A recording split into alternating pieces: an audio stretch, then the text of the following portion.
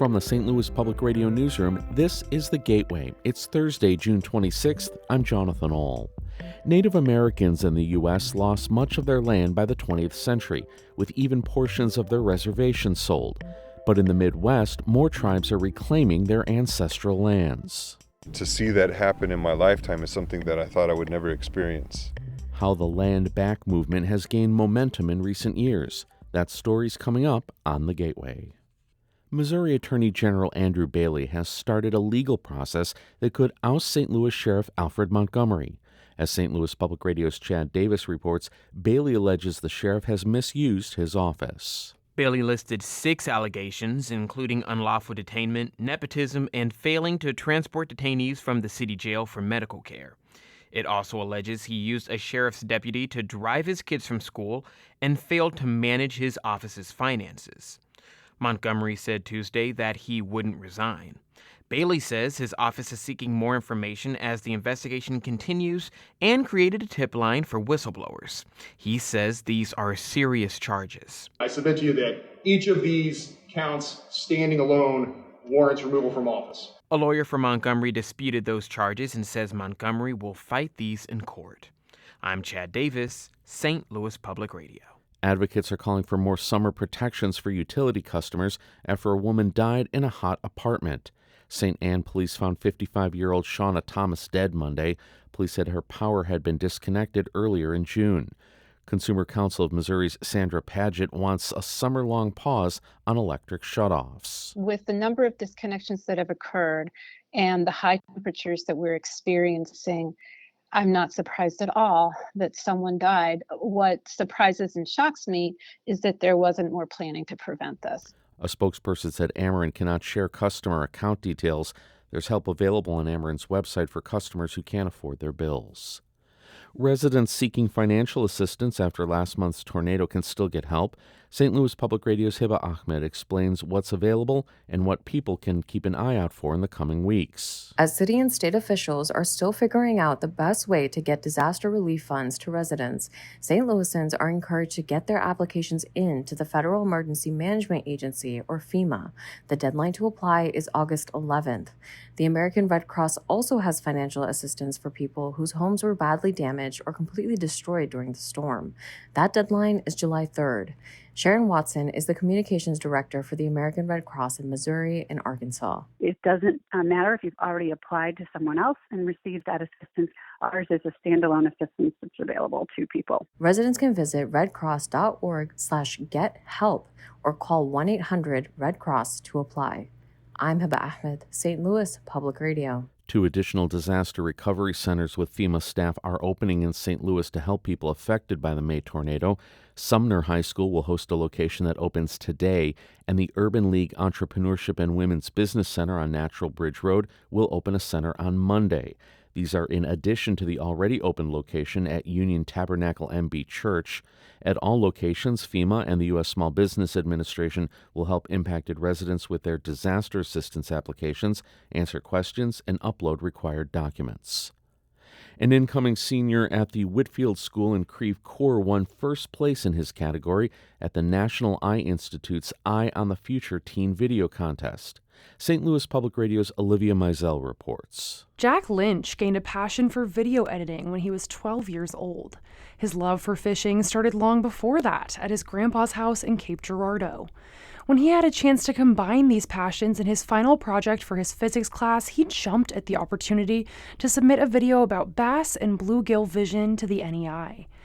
He says most students are not engaged in school. I think a way to counteract that is, giving kids the opportunity to incorporate their passion into a project, into homework, because not only are they going to be building skills with that, they're also going to be more engaged, they're going to be more thoughtful. His contest win also came with an A on his physics project, which he says was just as exciting.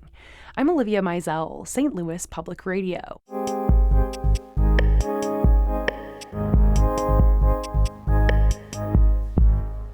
Over the past decade, there's been more momentum behind the land back movement, where Native tribes try to regain ancestral lands. In one of the latest cases, the state of Illinois returned land to the Prairie Band Potawatomi that was illegally sold nearly 200 years ago.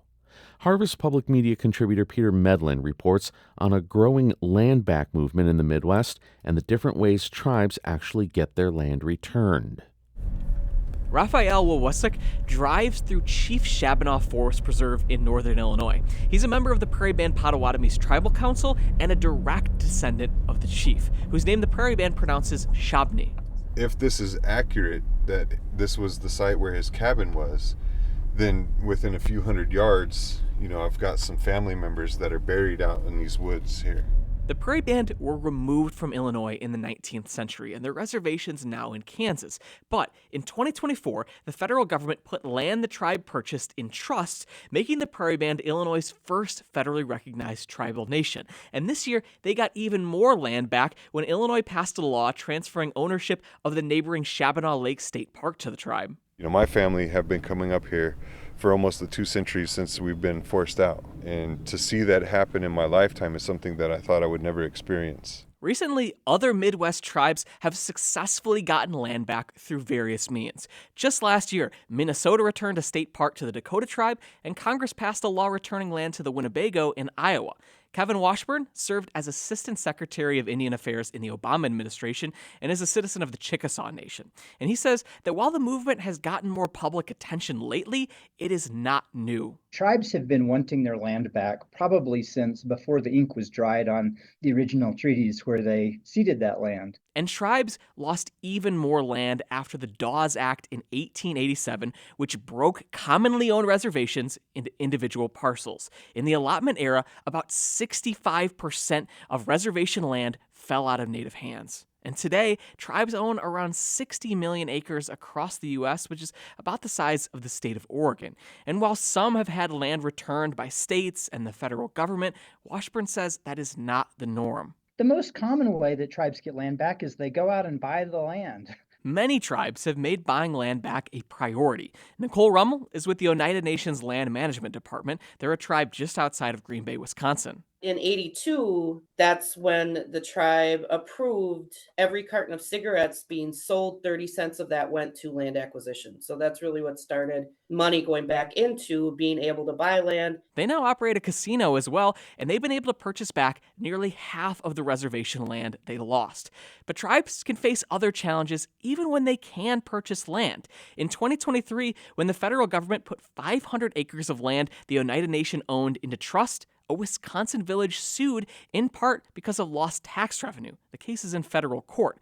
And sometimes people take advantage of how important it is for tribes to restore their homelands. Matthew Weesaw is the tribal chair of the Pokagon Band Potawatomi, which has land in Michigan and Indiana. One of the biggest difficulties is when people find out it's the Pokagon Band that's looking to purchase the land, the price gets really jacked up. So we have to deal with that. So we have to do a lot of stuff under the cover of different entities. Weesaw says they don't buy land just to buy land. They focus on sacred places like old villages, historic sites, and burial grounds. And back in Illinois, Raphael Wawusik looks out across Shabana Lake, which was once part of a Prairie Band village. And even though the tribe was forced off this land so long ago, he says he still feels a strong connection to this place. His family always has. For me, I didn't need the piece of paper to really drive that home. That's something that has been instilled in me since I was a young boy, that this is part of our home as well. And as the land back movement picks up steam, he hopes more tribes will be able to return to their ancestral homes. For Harvest Public Media, I'm Peter Medlin. Hector Alejandro Azarte contributed to that story. Harvest Public Media is a collaboration of public media newsrooms in the Midwest and Great Plains, including St. Louis Public Radio. The Gateway is a production of St. Louis Public Radio, a member-supported service of the University of Missouri, St. Louis. Music by Ryan McNeely of Adult Fur. I'm Jonathan Aul, and from the St. Louis Public Radio newsroom, this has been The Gateway.